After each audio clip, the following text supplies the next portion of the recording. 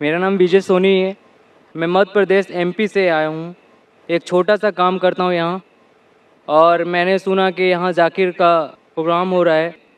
मेरे अंदर ऐसा कुछ भी नहीं है। मैं मानता हूँ कि खुदा अल्लाह पाक एक है, ईश्वर एक है। कुरान, बाइबिल, हर जितने भी मज़हब कभी किसी को गलत राह नहीं दिखाते, फिर भी इंसान भटकता है। क्यों?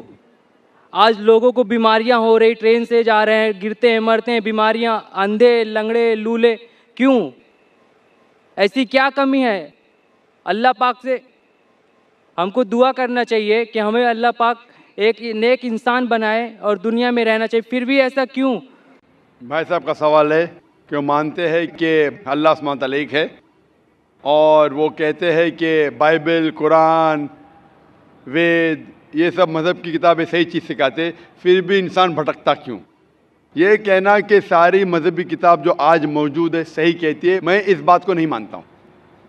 मैं एक तालिब इल्म हूँ, मैं बाइबल पढ़ चुका हूँ, वेद पढ़ चुका हूँ, गीता पढ़ चुका हूँ, और कुरान मजीद भी पढ़ चुका हूँ।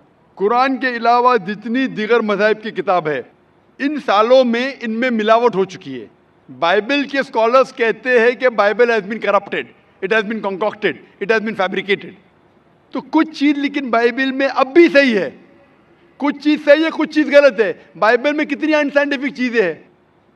खाली आप पहली बुक पढ़ेंगे जेनेसिस चैप्टर नंबर 1, उसी के अंदर आपको कई अनसाइंटिफिक चीज़ मिलेंगे।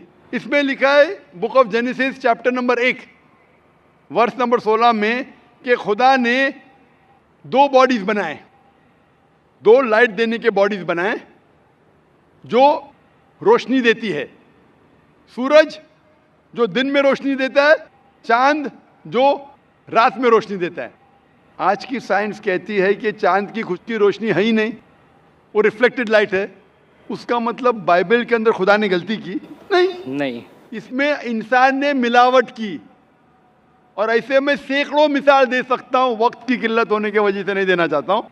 इसी तरीके से वेद में भी मिलावट है, ओल्ड टेस्टामेंट में मिलावट है, न्यू टेस्टामेंट में। कुरान एक वाहिद मजहबी किताब है जो 1400 साल के बाद भी माशाअल्लाह पाक है, क्योंकि अल्लाह सुब्हानहू तआला फरमाते कुरान मजीद में सूरह हिजर सूरह नंबर 15 आयत नंबर 9 में कि मैंने ये कुरान नाजिल किया हूँ और मैं इसकी हिफाजत करूँगा।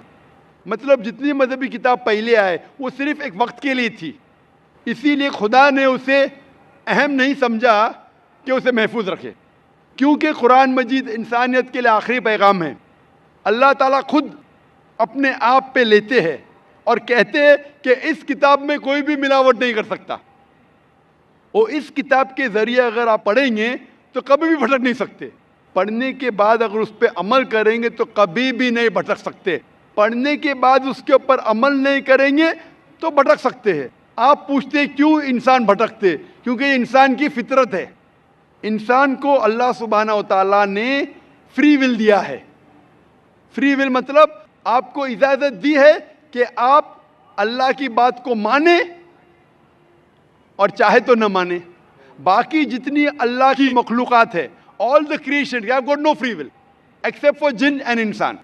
इंसान और जिन को छोड़ के बाकी क्रिएशन को कोई भी फ्री विल नहीं है।